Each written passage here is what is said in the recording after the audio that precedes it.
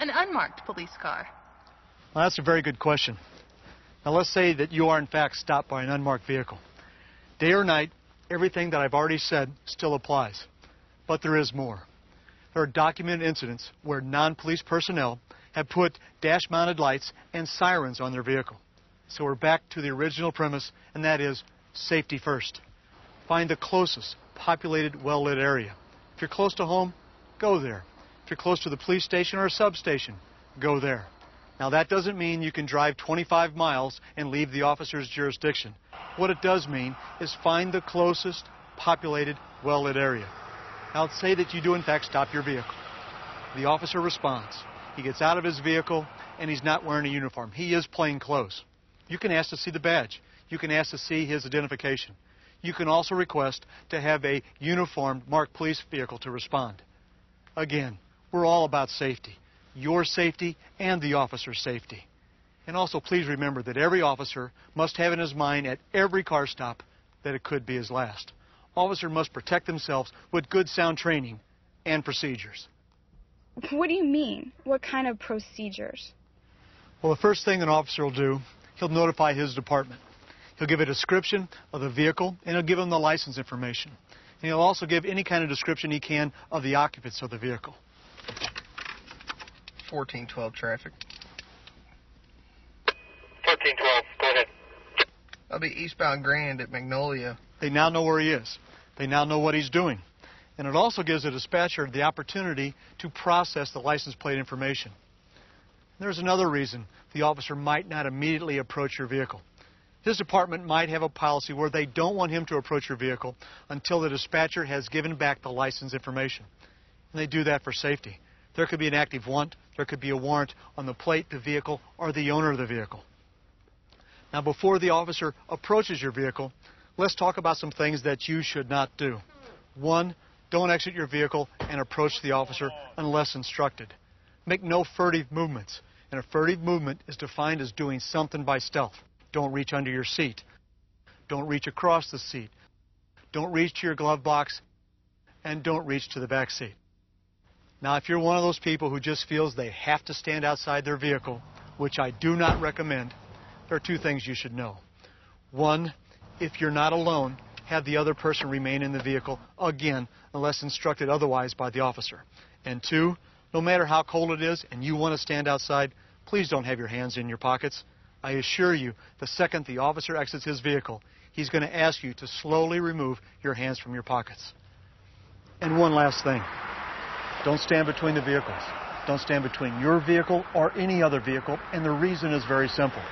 It doesn't take a great deal of force at the rear of any stopped vehicle for it to move forward and pin you between the vehicles.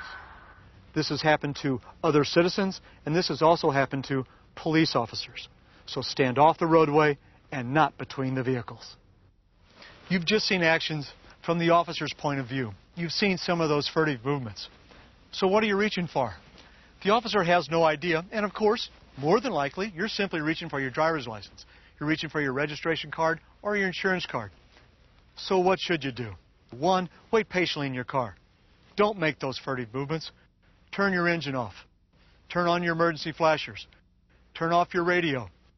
If it's night, turn on your dome light. And keep your hands visible. The ideal place, 10-2 position on the steering wheel. Now, when the officer does approach your vehicle, let him initiate the conversation. You may not know why you're being stopped. Of course, it could be a traffic violation. It could be an equipment violation. It may simply be an equipment problem. Or there could be one other thing. Attention District 3, running for robbery. Robbery just occurred. Late model, dark blue, SUV-type vehicle. Weapon was displayed, revolver. Unbeknownst to you, and only a few minutes earlier, the officer on his radio received a call about a vehicle similar to yours in description that is wanted for a serious crime. It could be a robbery from another jurisdiction. So let the officer initiate the conversation and answer their questions. I've been stopped a couple times. Never got a ticket, but why do they ask if I know why they're stopping me? There are a couple reasons. First, they want to see if you're aware of doing anything wrong. Second, they want to give you the opportunity to tell the truth. And yes, honesty always is the best policy. Now, after the initial conversation, and if you're not immediately released, The officer will take your driver's license, he'll take your registration, and maybe even your insurance card. He'll go back to his vehicle, contact the dispatcher, and have them further process that information. 1412, there's no warrant on your subject. 2 prior traffic plates issued to the vehicle. If everything you've told him is correct, there are no active wants or warrants on either you, the vehicle, or the plate, he then has to decide if, in fact, you're going to get a ticket for the reason you were stopped. Now, it's important to remember that while the officer is back in his vehicle getting additional information, the do's and the don'ts of a car stop still apply. Continue to wait patiently in your car. Keep your hands visible and make no furtive movements. Now, let's say you've done everything correctly.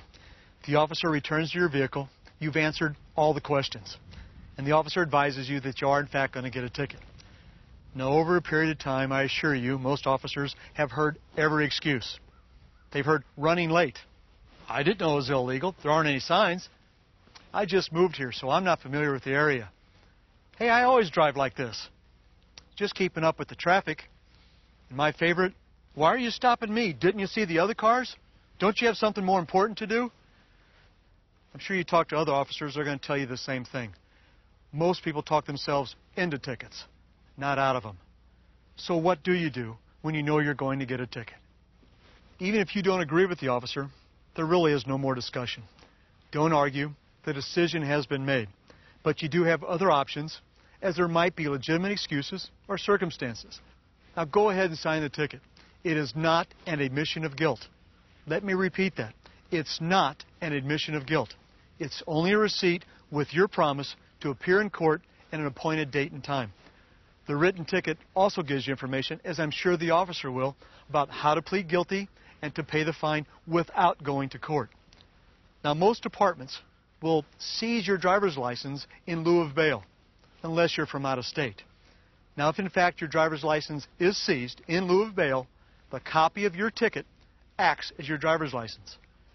Now, you just heard me say your driver's license is seized in lieu of bail. That means it's at the officer's discretion to issue a ticket on the street and release you, or take you to jail. If he takes you to jail, you'll be handcuffed. Department policy.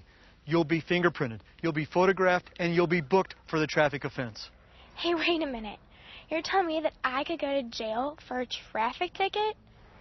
Yes, you could go to jail for a traffic ticket. A ticket's a form of an arrest. And like I said earlier, it's at the officer's discretion to either issue a ticket and release you on the street, or to take you to jail where you'd be booked for the traffic offense. Now, being booked for a traffic offense is not normal procedure. But if the officer, for some reason, believes you may not show up for court, then the officer always has booking as an option.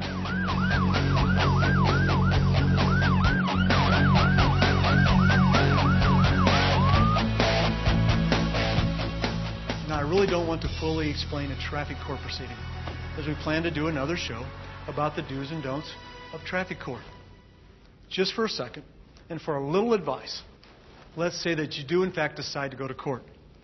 Now, of course, the officer who issued the ticket will also be there